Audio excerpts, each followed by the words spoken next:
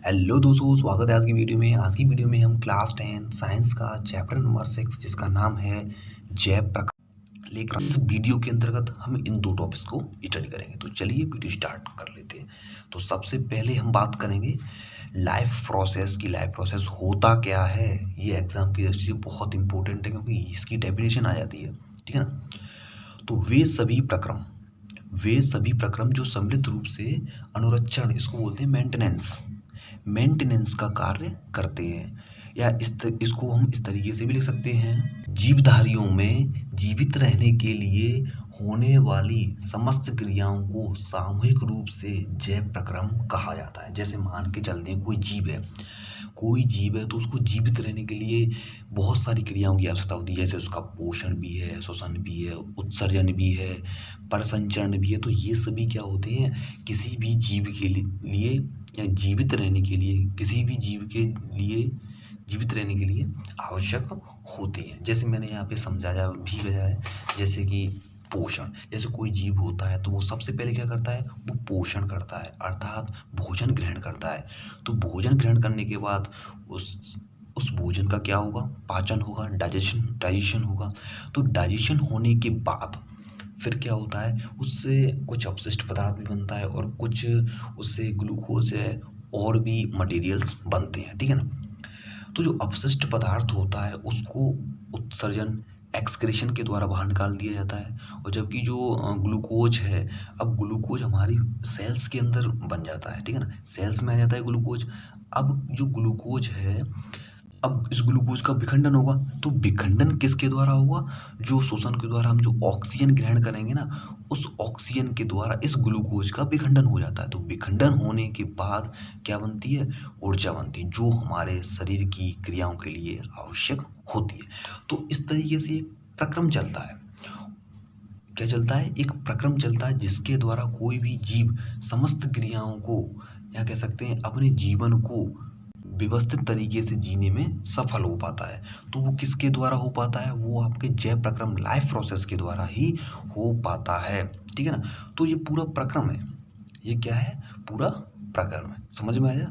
तो जैव प्रक्रम की डेफिनेशन क्या हो गई, जीवधारियों को जीवित रहने के लिए होने वाली समस्त क्रियाओं को, जितनी भी जो क्रियाएं हो रही हैं, जैसे कि आपका न्यूट्रिशन है, उत्सर्जन है, रेस्पिरेशन है, ये सभी क्या है, क्रियाएं। तो ये सामूहिक रूप से जैव प्रक्रम कहा जाता है इन सभी क्रियाओं को, ठीक है ना। समझ में आ गया होगा आपके में, ठीक है ना। नेक्स्ट है पोषण, न्यूट्रिशंस क्या होता है, ठीक है ना। तो न्यूट्रिशन हमारे शरीर को अनुरक्षण, इसे बोलते हैं मेंटेनेंस करने के लिए ऊर्जा की आवश्यकता होती है। जैसे हमारे शरीर को मेंटेनेंस बनाए रखने के लिए क्या करती है, मेंटेनेंस रखने के लिए ऊर्जा की आवश्यकता होती है। और यह ऊर्जा हमें कहाँ से प्राप्त होती है, पोषण से प्राप्त होती है, ठीक है ना। वृद्धि, विकास, प्रोटीन संश्लेषण आदि में हमें बाहर से भी पदार्थों की आवश्यकता होती है। और यह ऊर्जा का स्रोत तथा पदार्थ जो हम खाते हैं वह भोजन है, ठीक है ना। तो और यही पोषण किसी भी जीव के लिए किन किन चीज़ों की आवश्यकता के लिए आवश्यक होता है, जैसे कि वृद्धि के लिए भी आवश्यकता हुआ किसी भी जीव की वृद्धि के लिए, उसके विकास के लिए, उसमें प्रोटीन संश्लेषण के लिए, इन सभी चीज़ों के लिए किसकी आवश्यकता होगी, पोषण की आवश्यकता होगी, ठीक है ना। अब आगे हम बात करें कि जो आपका न्यूट्रिशन है वो दो प्रकार का होता है। कौन कौन सा होता है, स्वयंपोषी पोषण, इसे बोलते हैं ऑटोट्रॉपिक न्यूट्रिशंस, और एक होता है विषमपोषी पोषण, हेटरोट्रॉपिक न्यूट्रिशंस, ठीक है ना। तो सबसे पहले हम बात करेंगे ऑटोट्रॉपिक न्यूट्रिशंस। सबसे पहले इसकी डेफिनेशन और इसके बारे में थोड़ा और विस्तार से जानें, ठीक है ना। तो सबसे पहले इसकी डेफिनेशन, तो पोषण की वह विधि जिसमें जीवधारी पर्यावरण में उपस्थित सरल कार्बनिक पदार्थों जैसे कि CO2 है, जल है आदि से अपना भोजन स्वयं बनाते हैं। इसमें इस प्रकार की पोषण की विधि में कोई भी जीव होता है वो अपना भोजन स्वयं बनाता है, वो दूसरे पे डिपेंड नहीं रहता, वो स्वयं बनाता है, ठीक है ना। इस सरल कार्बनिक पदार्थों की सहायता से, जैसे CO2 है, जल है, इनकी सहायता से वह अपना भोजन स्वयं बनाता है। तो इस विधि को स्वयंपोषी विधि कहते हैं। लेकिन ऐसे जो जीवधारी होते हैं उनको क्या बोलते हैं, स्वयंपोषी कहलाते हैं, ठीक है ना। तो स्वयंपोषी पोषण में क्या होता है, वह विधि जिसमें जीव पर्यावरण में उपस्थित सरल कार्बनिक पदार्थों को उपयोग करता है और भोजन है वो स्वयं बनाता है। तो ऐसी पोषण की विधि को क्या कहते हैं? स्वयंपोषी पोषण कहते हैं। और ऐसे जीवधारी को क्या कहते हैं? स्वयंपोषी जीवधारी कहते हैं। एग्जाम्पल की दृष्टि से हम बात कर लेते हैं, जैसे कि सभी हरे पौधे तथा कुछ जीवाणु भी होते हैं, कुछ बैक्टीरिया भी होते हैं जो कैसे होते हैं? स्वयंपोषी होते हैं, स्वयं अपना भोजन बनाते हैं, ठीक है ना। ये एग्जाम्पल में भी आपके ये आपके एग्जाम में भी पूछ सकता है इस तरीके से कि किन्हीं स्वयंपोषी पोषण वाले पौधे या जीवधारियों के नाम लिखिए, तो इस तरीके से भी ये पूछ सकता है, ठीक है ना। यह वह प्रक्रम है जिसमें स्वयंपोषी द्वारा बाहर से पदार्थ जैसे CO2 जल लिए जाते हैं, जो सूर्य के प्रकाश तथा क्लोरोफिल की उपस्थिति में कार्बोहाइड्रेट में परिवर्तन कर दिए जाते हैं। कार्बोहाइड्रेट पौधों को ऊर्जा प्रदान करने में प्रयुक्त होता है, ठीक है ना।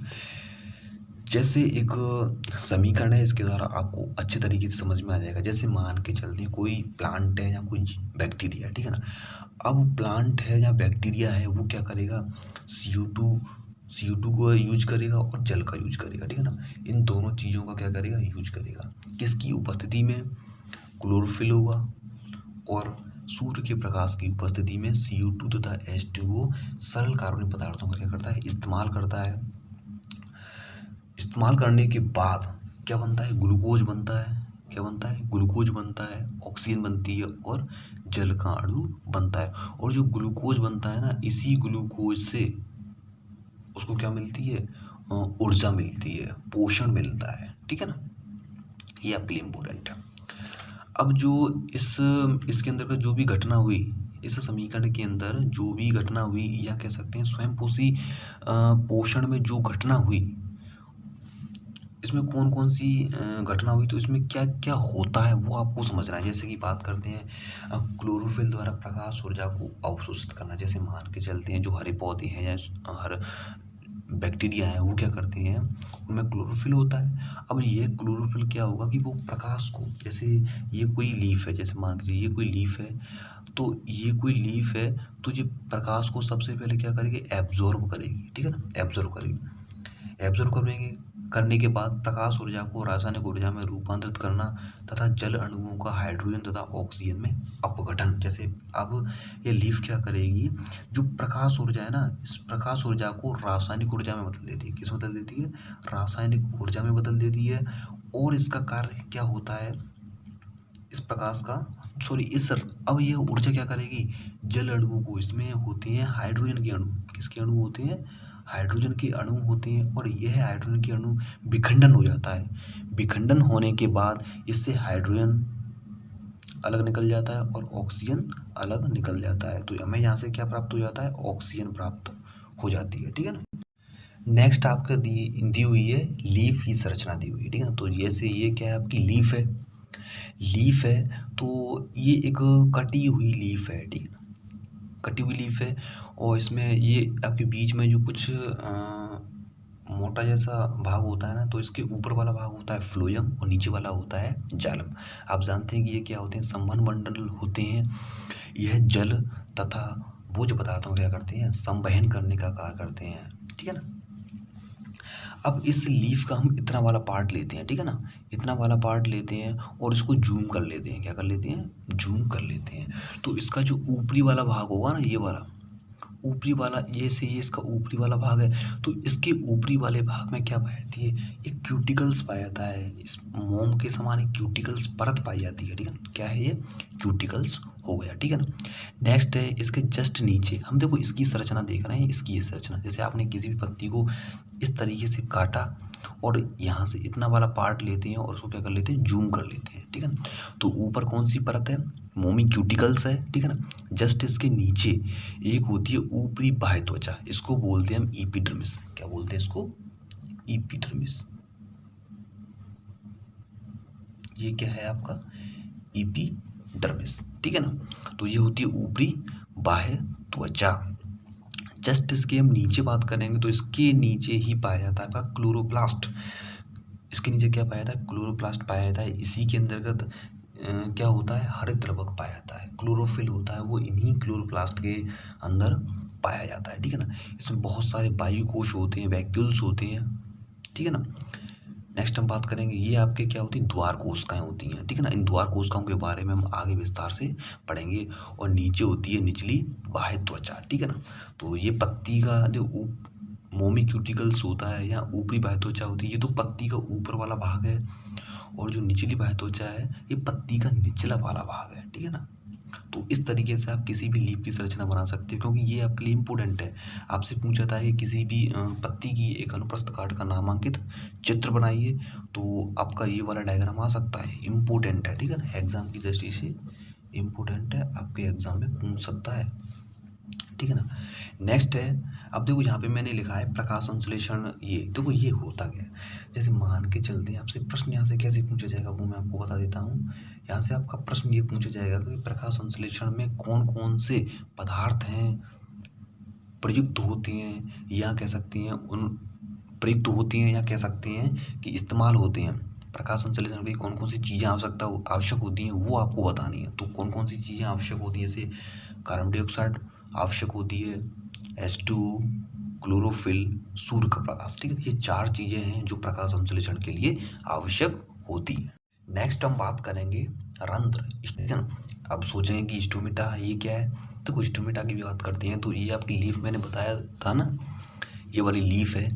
अब इस लीफ के बाहरी जो त्वचा होती है, जैसे एपिडर्मिस, यहाँ पे ये छिद्र जैसी संरचना पाई जाती है, यहाँ पे इस तरीके से छिद्र जैसी संरचना पाई जाती है, ठीक है ना। तो उसके बारे में पढ़ लेते हैं। स्टोमेटा, पर्ण की अधिचर्म जो एपिडर्मिस होती है, एपिडर्मिस पर अनेक छोटे छोटे छिद्र पाए जाते हैं, जिन्हें क्या बोलते हैं, रंध्र बोलते हैं, स्टोमेटा कहते हैं। क्लियर है, समझ में आ गया। नेक्स्ट है, प्रकाश संश्लेषण के लिए गैसों का अधिकांश आदान प्रदान जो होता है ना, वो इन्हीं छिद्रों के द्वारा होता है। देखो प्रकाश संश्लेषण जब होता है तो अधिकांश CO2 O2 गैसों का जो आदान प्रदान है वो कहाँ से होता है, रंध्रों के द्वारा होता है, तथा इन रंध्रों से पर्याप्त मात्रा में जल की हानि होती है, अर्थात जल का क्या होता है, ह्रास होता है, ठीक है ना। अतः प्रकाश संश्लेषण के लिए कार्बन डाइऑक्साइड की आवश्यकता नहीं होती है, तब पौधा इन छिद्रों को बंद कर लेता है। जैसे मान के चलते हैं, अब जैसे लीफ को कार्बन डाइऑक्साइड नहीं चाहिए, तो वो क्या कर लेगा, इन छिद्रों को बंद कर लेता है, इन छिद्रों को बंद कर लेता है, और जब इसको आवश्यकता होती है तो वो इन छिद्रों को खोल लेता है। तो इस प्रकार से रंध्रों का कार्य चलता रहता है, ठीक है ना। जैसे छिद्रों का खुलना एवं बंद होना द्वार कोशिकाओं का कार्य है, जिनको बोलते हैं गार्ड सेल्स। आपसे पूछ सकता है अभी एग्जाम में कि छिद्रों का खुलना या बंद होना किस पर निर्भर करता है, वो आपके द्वार कोशिकाओं का कार्य होता है या इन पर निर्भर करता है, ठीक है ना। द्वार कोशिकाएं जो आपकी गार्ड सेल्स हैं में जब जल जाता है, जैसे मान के चलते हैं जल गया, जल जाने के बाद क्या होता है, ये फूल जाते हैं और रंध्र का छिद्र है वो खुल जाता है, ठीक है ना। जैसे ही द्वार कोशिकाओं में क्या जाता है, जल जाता है, और जल जाने के बाद ये फूल जाता है और क्या होते हैं, रंध्र का जो छिद्र है वो खुल जाता है, ठीक है ना। और इसी तरह जब द्वार कोशिकाएं सिकुड़ती हैं तो छिद्र बंद हो जाते हैं। तो इस तरीके से छिद्र होते हैं वो बंद व खुलते हैं, ठीक है ना। ये है आपके रंध्र, स्टोमेटा है। अब देखो किस प्रकार से खुलते हैं और बंद होते हैं। जैसे ये एक स्टोमेटा है, अब इस स्टोमेटा में क्या हो, जल जाएगा ना, तो जल जाएगा तो ये आपकी जो गार्ड सेल्स हैं ये फूल जाएंगी। कैसी हो जाएंगी, फूल जाएंगी। तो फूल जाने के कारण क्या होगा, जो रंध्र है ना वो खुल जाएगा, इस तरीके से खुल जाएगा, ठीक है ना। तो ये स्टोमेटा है, रंध्र है, वो इस तरीके से खुल जाता है। और ये आपकी क्या होती है, गार्ड सेल्स होती है। ये दोनों है ना सेम की आकृति की, ये आपके क्या है, गार्ड सेल्स हैं। जैसे इनमें जल जाएगा, जल या वाटर जाएगा, तो वाटर जाने के कारण क्या होगा, ये फूल जाती हैं और अंदर खुल जाता है। लेकिन यहाँ पे दर्शाया गया है कि जैसे ही जो जल है, जो आपका वाटर है ना, वो ह्रासित हो जाता है प्रकाश की उपस्थिति में, उसका बाष्पीकरण हो जाता है। तो ऐसी स्थिति में जो आपके गार्ड सेल्स हैं वो क्या हो जाती हैं, इस तरीके से सिकुड़ जाती हैं। अब सिकुड़ने के कारण ही क्या होता है कि जो रंध्र हैं, जो आपके स्टोमेटा हैं, वो क्या हो जाते हैं, बंद हो जाते हैं। तो इस प्रकार से द्वार कोशिकाएं के द्वारा ही रंध्रों की जो आकृति है, बोल सकते हैं रंध्रों के जो छिद्र है ना, अर्थात द्वार कोशिका के कारण ही जो रंध्र हैं वो खुलते एवं बंद होते हैं, ठीक है ना। समझ में आ गया। तो ये है आपका खुला हुआ रंध्र और ये है आपका बंद रंध्र या स्टोमेटा, ठीक है ना। नेक्स्ट हम बात करेंगे विषम पोषी पोषण, ठीक है ना। तो हम ऑटोट्रॉपिक न्यूट्रिशंस पढ़ चुके हैं, अब हम बात करेंगे विषम पोषी पोषण हेटरोट्रॉपिक न्यूट्रिशंस, ठीक है ना। जीव जंतु मानव सहित, मतलब इसमें मानव भी इंक्लूड है, जो अपना भोजन स्वयं नहीं बना सकते। जीव जंतु जो अपना भोजन स्वयं नहीं बना सकते, वो दूसरों पर भोजन के लिए परोक्ष या परोक्ष या डायरेक्ट इनडायरेक्ट रूप से निर्भर रहते हैं। ऐसे जीवों को विषमपोषी कहलाते हैं तथा इन पोषण की विधि को विषमपोषी पोषण कहते हैं। मतलब ऐसे जीव जो अपना भोजन स्वयं नहीं बनाते, वह भोजन के लिए दूसरों पर निर्भर रहते हैं, डायरेक्ट या इनडायरेक्ट। तो ऐसे जीवों को क्या बोलते हैं? विषमपोषी जीव, या इस पोषण को विषमपोषी पोषण कहते हैं, हेटरोट्रॉपिक न्यूट्रिशंस, ठीक है ना, जो दूसरों पर निर्भर रहते हैं। इसका एग्जाम्पल के बारे में बात करते हैं तो एग्जाम्पल है एक कोष के जीव, जितने भी आपके यूनिसेलुलर होते हैं जीव हैं, यूनिसेलुलर एनिमल्स हैं, ऑर्गेनिज्म जो यूनिसेलुलर ऑर्गेनिज्म है, जैसे कि बात करते हैं अमीबा है, पैरामीशियम, यूग्लिना है, तो ये सभी क्या करते हैं? अपना जो भोजन ग्रहण करते हैं वो अपनी शरीर की जो सतह है ना, उससे ही भोजन ग्रहण करते हैं। जैसे आपने एग्जाम्पल की दृष्टि से हम लेते हैं अमीबा, ये क्या है आपका? ये आपका है अमीबा, ठीक है ना। तो ये अमीबा है, तो अमीबा के बारे में बात कर लेते हैं। तो अमीबा एक केंद्र की होता है, ठीक है ना, और अमीबा की जो आकृति होती है ना, वो निश्चित नहीं होती, ये परिवर्तित होती रहती है, ठीक है ना। अमीबा है, अमीबा की जो आकृति है वो निश्चित नहीं होती, वह परिवर्तित होता रहता है, ठीक है ना। तो ये आपका अमीबा है। अब अमीबा क्या है कि ये फूड पार्टिकल्स है, कुछ फूड पार्टिकल्स है, ठीक है ना। अब ये अमीबा क्या हुआ, इस फूड पार्टिकल्स की तरफ गति करेगा। क्या करेगा? फूड पार्टिकल्स की तरफ गति करेगा। चलो ठीक है। अब गति करने के बाद अपनी बॉडी पर, अपने शरीर की सतह पर क्या करेगा? कुछ कूटपाद सीडोपोडिया का निर्माण कर लेता है। जैसे इस तरीके से ये आपके क्या होते हैं? ये आपके होते हैं सीडोपोडिया। इस तरीके से सीडोपोडिया का निर्माण कर लेता है, और जो भोजन है, भोजन का पार्टिकल्स है, उसको इस तरीके से अपने अंदर ले लेता है, इस तरीके से अंदर ले लेता है, तो वो इसमें आ जाता है आपका फूड पार्टिकल्स, ठीक है ना। नेक्स्ट है, अब नेक्स्ट में बताया गया है कि जो फूड पार्टिकल्स है वो किस में चला जाता है? फूड वैक्यूल्स में चला जाता है। ये और किसका निर्माण होता है? Food vacuoles. तो इस तरीके से बंद हो जाता है, और ये होती है फूड वैक्यूल्स। इस फूड वैक्यूल्स में ये फूड पार्टिकल्स चला जाता है, ठीक है ना। अब ये फूड पार्टिकल्स है, अब फूड वैक्यूल्स में तो आ गया। अब फूड वैक्यूल्स में आने के बाद यह अमीबा के कहाँ पे चला जाता है? कोशिका द्रव्य में चला जाता है। अब वो इस कोशिका द्रव्य में फूड पार्टिकल्स है वो चला जाता है, और यहाँ पे होता है बहुत सारे आपके हाइड्रोलाइटिक एंजाइम क्या करते हैं? इस फूड पार्टिकल्स को डाइजेस्टिव करने में महत्वपूर्ण भूमिका निभाते हैं, ठीक है ना। तो इस तरीके से आपका अमीबा पोषण का कार्य करता है। बस आपको थोड़ा इसका डायग्राम अपने दिमाग में रखना है, ज़्यादा कुछ भी नहीं पढ़ना है, बस आपको इस तरीके से, ठीक है ना, क्योंकि कभी पूछ भी सकता है आपसे, ठीक है ना। तो इस तरीके से आपका जो विषमपोषी पोषण है वो यहाँ पे समाप्त हो जाता है, ठीक है ना। तो हम आज की वीडियो में हमने बात किया जैव प्रक्रम और पोषण के बारे में, ठीक है ना। जो नेक्स्ट वीडियो आएंगी जिनमें आपका डाइजेस्टिव है, रेस्पिरेशन है, एक्सक्रीशन है, और आपका प्रसंचरण है, इन सभी के बारे में मैं अलग अलग वीडियो लेकर आऊँगा, ठीक है ना। और आपको मैं फिर से बता देता हूँ कि आपका जो आपके जो मॉडल्स पेपर हैं 2024, तो वो जारी कर दिए गए हैं। जो मॉडल्स पेपर हैं वो जारी कर दिए गए हैं, तो आप इन पर बोर्ड की साइट पर जाकर वहाँ से इनको डाउनलोड कर सकते हैं, ठीक है ना, और इनका रिवीजन कर सकते हैं, क्योंकि यह जो आपके चैप्टर हैं, ये आपके मॉडल पेपर है ना, ये आपके मॉडल पेपर है ना, ये आपके हाफ ईयरली एग्जाम के साथ साथ आपके जो एनुअल एग्जाम हैं उनके लिए भी महत्वपूर्ण होने वाले हैं, ठीक है ना। तो आप इनको डाउनलोड कर लेना और इनका रिवीजन कर लेना। वैसे मैं इन पे अलग से वीडियो लेकर आऊँगा, तो मैं आपको अच्छे तरीके से समझा दूंगा, ठीक है ना। वीडियो अच्छा लगा है, वीडियो को लाइक करना, शेयर करना और सब्सक्राइब करना, ठीक है ना। तो मिलते हैं किसी नई वीडियो के साथ, तब तक के लिए जय हिंद, जय भारत।